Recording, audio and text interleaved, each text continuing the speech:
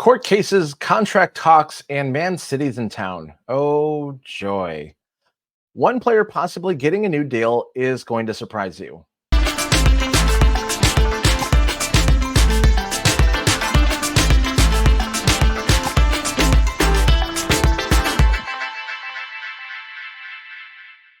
Hello, everyone. My name is Adam Snyder, and welcome back to the Newcastle United Digest, the channel providing you Toon content and news in bite sized chunks. This episode will be covering the Toon's biggest news stories of the week, as well as previewing this weekend's Premier League match against Manchester City. But before I get into it all, be sure to hit that like and subscribe button for more bite-sized Newcastle content when it's released. And if you want to be alerted to the new stuff the moment it comes out, hit the bell next to it and you'll receive notifications on your device. These things are no cost to you and very little effort, and they help out the channel immensely.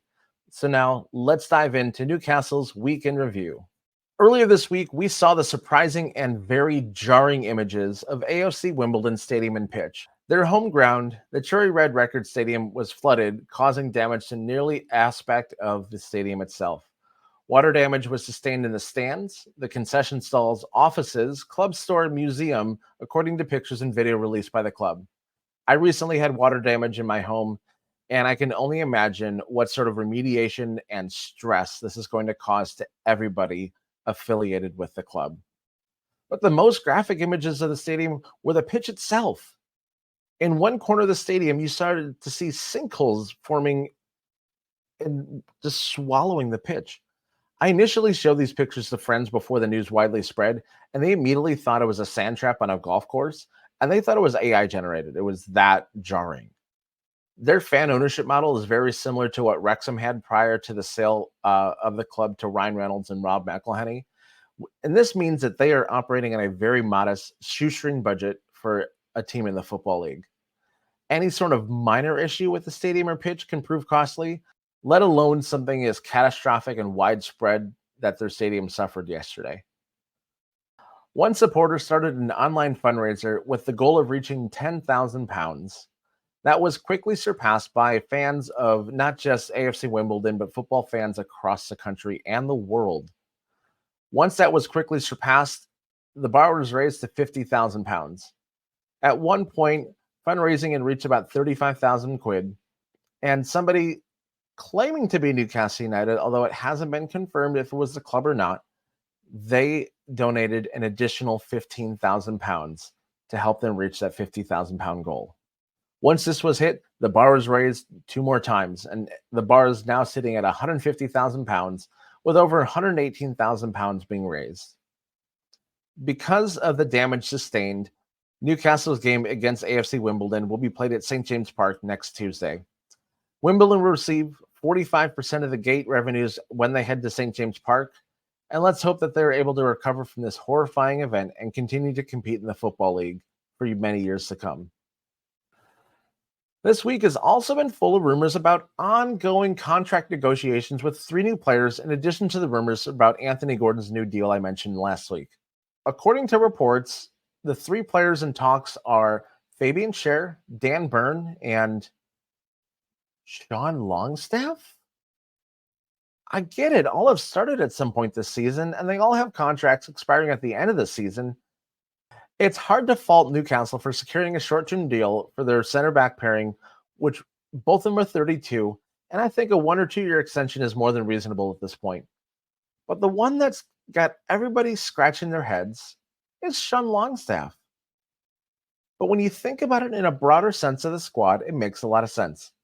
Both the Premier League and UEFA require a certain number of homegrown players, meaning they train in the country they play for a number of years before they age out of the youth system. UEFA takes this a step further and requires a certain number of players that have trained with their current club for a number of years. And teams lose roster spots for each player that fall below the minimum requirements. This happened to Newcastle last year during the Champions League. So keeping Sean around to satisfy these requirements isn't such a bad idea after all. Just because he's part of the squad doesn't mean he has to play. This isn't recreational youth footy where everyone's required to play. Now, you're probably wondering why I've put a legal case with Man City in the rundown. And hear me out. I'm going to go over a lot of details and I'll tell you exactly why this is going to have major implications for Newcastle United. The case I'm talking about is the lawsuit that Man City filed earlier this year against the Premier League itself. This lawsuit is completely separate from the 115 charges that they're still facing for their alleged financial wrongdoings. This case is surrounding their challenge to the Associated Party Transaction Rules, or APTs for short. These rules were passed in December 2021. And if you remember what happened right around there, it was right after Newcastle was bought by the Saudis. I'm sure there's a more nuanced way to describe what they cover, but I'll give you a quick summary of what they cover and how it affects clubs like Newcastle. The first part has to do with sponsorship deals. Every single sponsorship deal with an entity that's partially owned by the club's owners must be approved by the Premier League. They can approve or deny the deal based on what they believe is the fair market value of the transaction. A hypothetical example would be Newcastle negotiating a training shirt deal with Uber.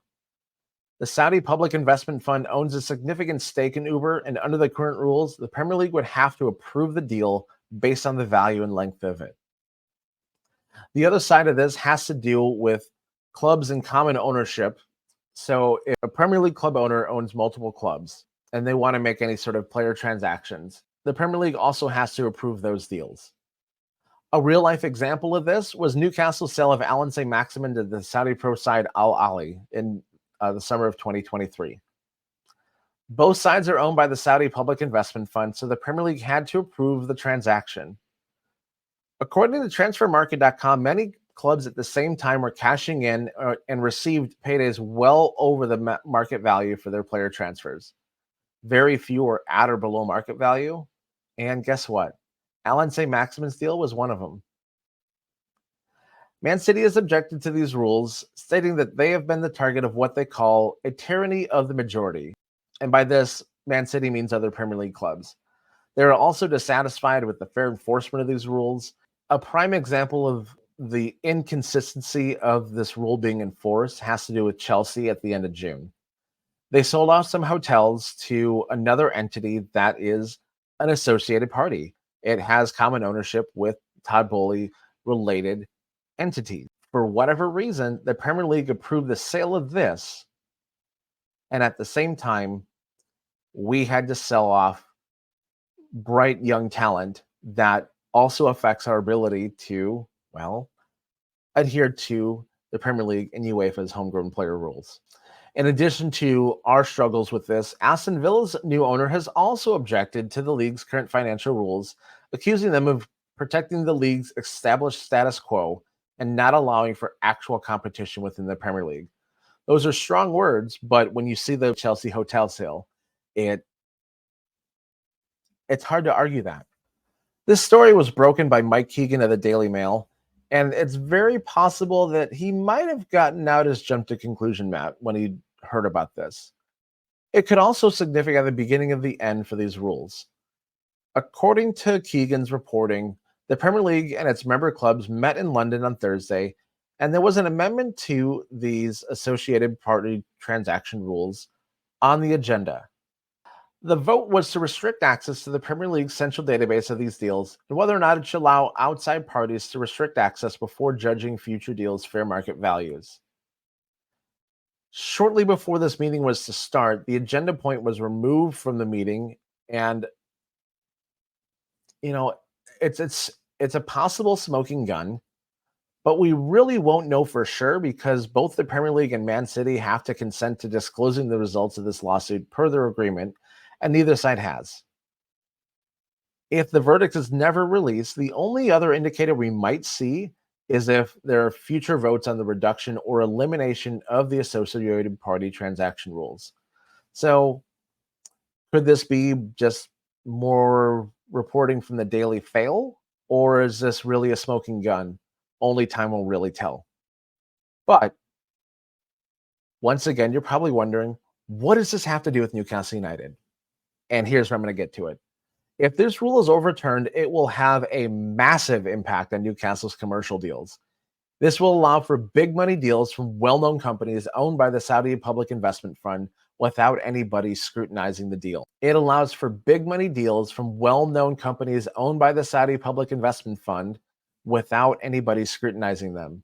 This would mean that their airline, Riyadh Air, Aramco Oil, could become major sponsors, training ground sponsors, or even stadium sponsors down the line. It could also allow for sizable deals between Newcastle and other public investment fund owned companies with established brand recognition, especially here in the US. I'm sure you've heard of companies like Visa, Walmart, the aforementioned Uber.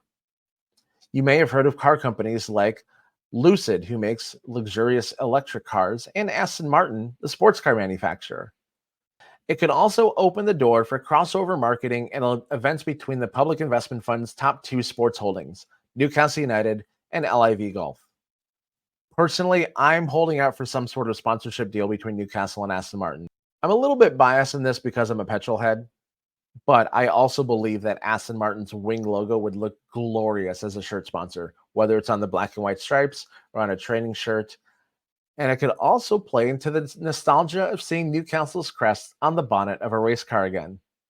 I'm not sure if a lot of you know this, but Newcastle's crest was placed on the bonnet of a black and white striped Lister Storm and raced at the 24 Hours of Le Mans in the 1990s. I would think that this would look amazing in motion. It would look great on camera. And I really think that this would be another amazing crossover for awareness of the club. The timing of the alleged verdict could not come at a better time, as the citizens head to Newcastle for match week 6 of the Premier League season. Man City are one of 4 teams still unbeaten through the first 5 league matches, and they are also unbeaten in all competitions thus far. However, the month of September has not been the smoothest of sails for them, drawing against Arsenal after mounting a late comeback and a 0-0 draw to Inter Milan in the Champions League. Both draws also result in losses of significant parts of their starting 11. Kevin De Bruyne injured his groin in the Inter match earlier this month, and he has been listed as questionable to play this weekend. Last weekend, Rodri hobbled off against Arsenal, and it's reported he suffered a season-ending knee injury. Unfortunately for us, Erling Haaland is still healthy and scoring goals for fun. He has already scored 10 goals in the Premier League this season, and only Chelsea have scored more goals than Haaland as a team. Liverpool and Aston Villa have both matched him. Every other team in the league, including Newcastle, have scored less goals than just Erling Haaland. Also unfortunate for us is the lack of Sven Botman in our lineup.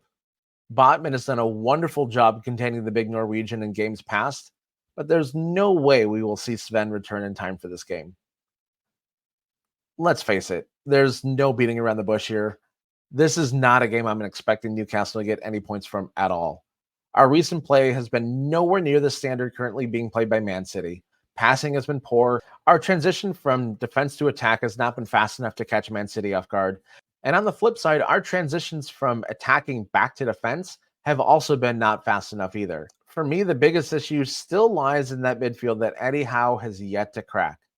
I believe their lack of cohesion here has been the root cause for many problems plaguing Eddie Howe and his side. I don't think this is going to be a close one.